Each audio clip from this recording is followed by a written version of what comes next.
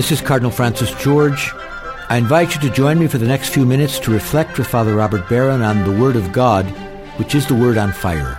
Word on Fire Catholic Ministries is a non-profit ministry at the forefront of Catholic evangelization, using new media to spread the faith on every continent.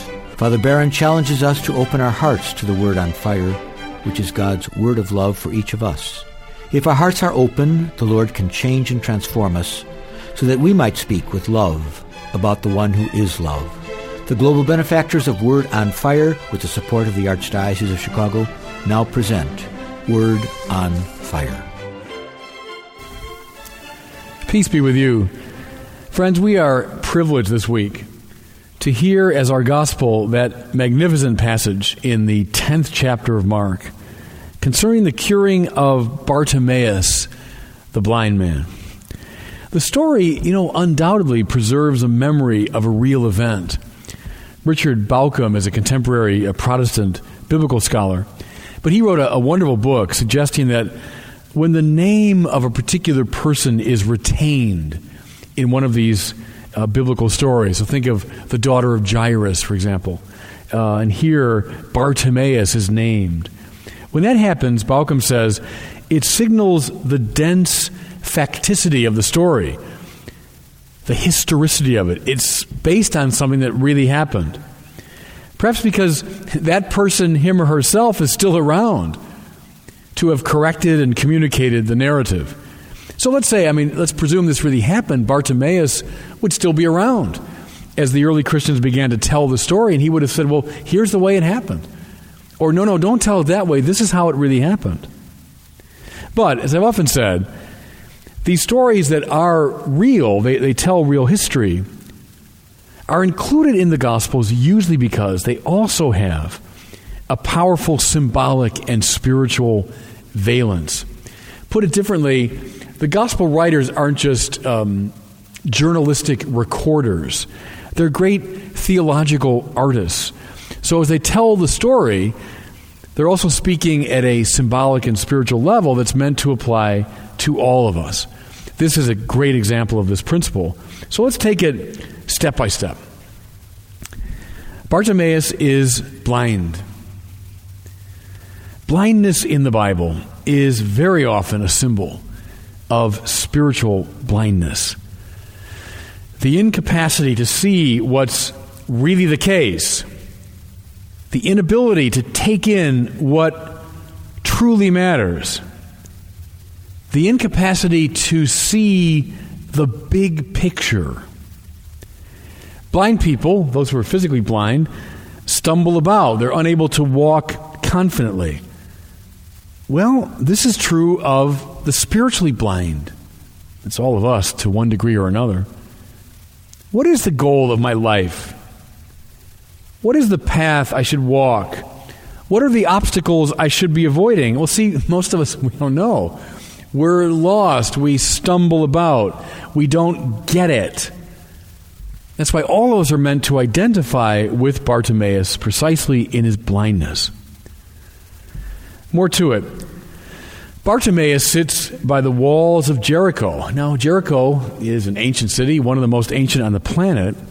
It was a city during Jesus' time. People really lived there. No reason to doubt that there really was this figure, Bartimaeus, sitting by the walls of Jericho. But Jericho is also a city which has rich symbolic overtones for biblical people.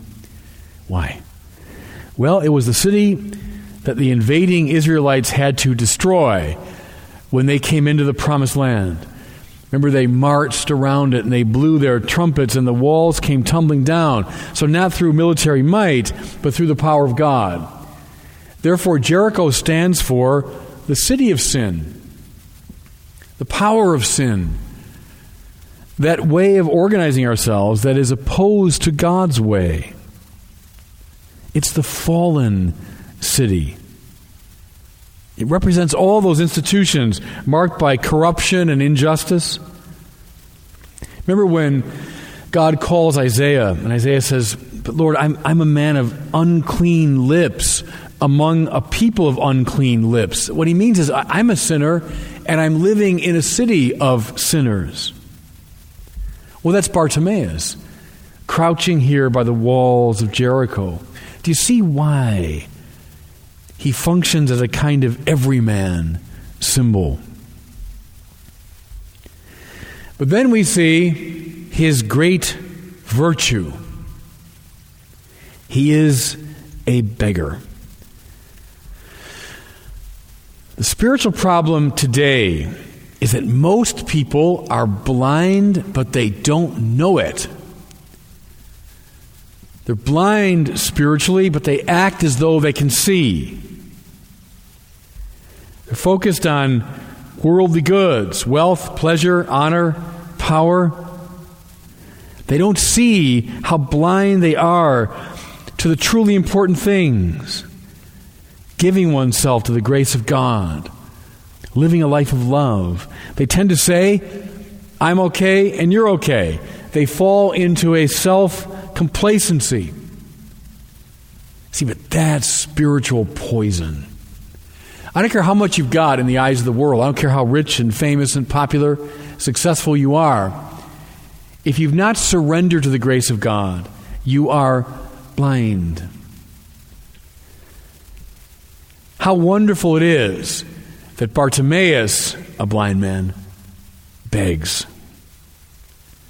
He says, Jesus, Son of David, have pity on me. Jesus, Son of David, have pity on me. He's probably heard of Jesus. Think of this charismatic rabbi. There must have been a huge popular buzz around him. Bartimaeus has heard about this famous person. He's heard that he's in his city. And so as Jesus leaves, he calls out to him. Notice something, please, in the spiritual topography of the story. Jesus is leaving Jericho. Now, Jericho, as we've seen, is the city of sin, but also topographically, Jericho is in a very low place. It's down there by the Dead Sea, one of the lowest places on the planet. Jesus, symbolically, is God having gone into that lowest place, having gone into our sinful condition, now is going up to Jerusalem. Now that's, again, literally true. You go up, even today, from Jericho to Jerusalem. But now read it symbolically. Jerusalem is the city of grace. Jerusalem is heaven. Jerusalem is the rightly ordered city. Jesus has gone down into our sinful condition and now leads us out and up. See, Bartimaeus calling out to Jesus as he goes up to Jerusalem. Well, that's all of us. Sinners, blind, begging that he might take us with him on his upward journey. But what is going to happen in that city? Well, the passion and death of Jesus. He's going up to Jerusalem. That means up to the place of his glory, which paradoxically means the place of his suffering and death. What an important spiritual truth is being revealed here. The way to satisfy the deepest spiritual hunger is to walk the path of self-emptying love. You see, you've got to move from Jericho to Jerusalem. But you have to have sight in order to make that journey. You have to know where you're going and how to get there. That's why Bartimaeus, standing here for all of us, begs for vision. Notice, please, how we echo his words at the start of every liturgy. Kyrie eleison, Christe eleison, Kyrie eleison, Lord have mercy, Christ have mercy, Lord have mercy. What Bartimaeus says is eleison me in the Greek, same thing, have pity on me. We are reminded at the beginning of every Mass, or we are compelled to be reminded that we are sinners. We don't have it in our power to save ourselves. We have to beg. Now, what happens when Bartimaeus begs? Everybody around him tells him to keep his mouth shut. You're embarrassing yourself. Friends, don't expect a lot of support when you assume the stance of a beggar. I mean, that is just not a popular position in our society. No, we're in control. We're self-sufficient. Just do it. I'm in charge. No, but the spiritual life begins in the attitude of the beggar. Then Jesus calls to him. This is the all-important moment. Jesus heard his cry. He hears our cries, by the way. He summoned him from the crowd into association with him. I think I mentioned to you before that the word ekklesia in Greek, the church, is derived from two words, ek and kaleo, to call out of. We, the church, are those spiritual beggars who've been called out of the complacency of Jericho to walk now in the company of Jesus. What an important move that is. We affirm it now every time we come to church. We then hear that Bartimaeus threw aside his cloak. That's a wonderful baptismal image. In the ancient church, when you were baptized, you took off your street clothes. You were then put down under the water. Then you were brought up, and they clothed you in a white garment. Friends, in every spiritual journey, there has to be a death. I mean a death to the old ways, the old attitudes, the old behaviors. There's got to be a death to our blindness. That's why in almost all the initiation rituals of primal peoples, some acting out of death is involved in bringing a young man to adulthood. That's why when a young man would enter the Benedictine order in the early centuries, he would lie down on the ground.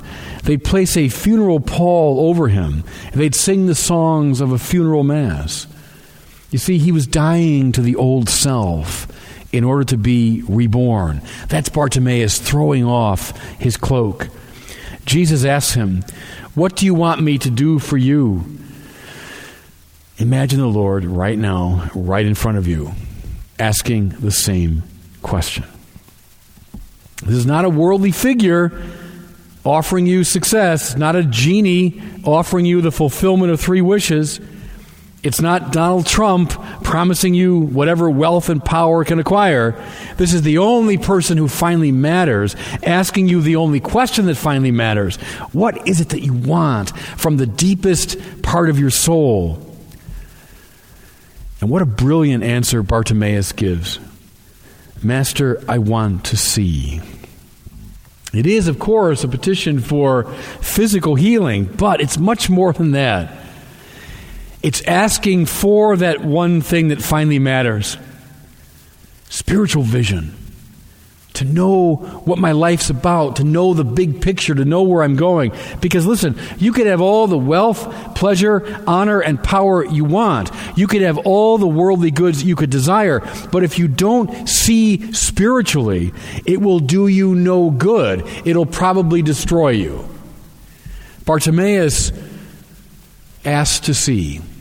And that's why at the end of the story, he knows where to go.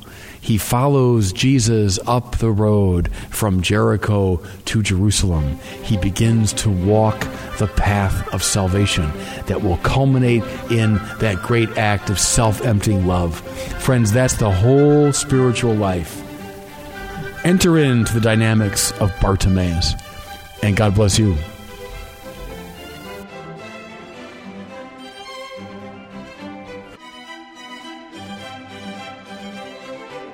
I hope you were moved today by the Word on Fire. I pray that together we might become a people on fire with love for God and neighbor here in Chicago and wherever these words are heard.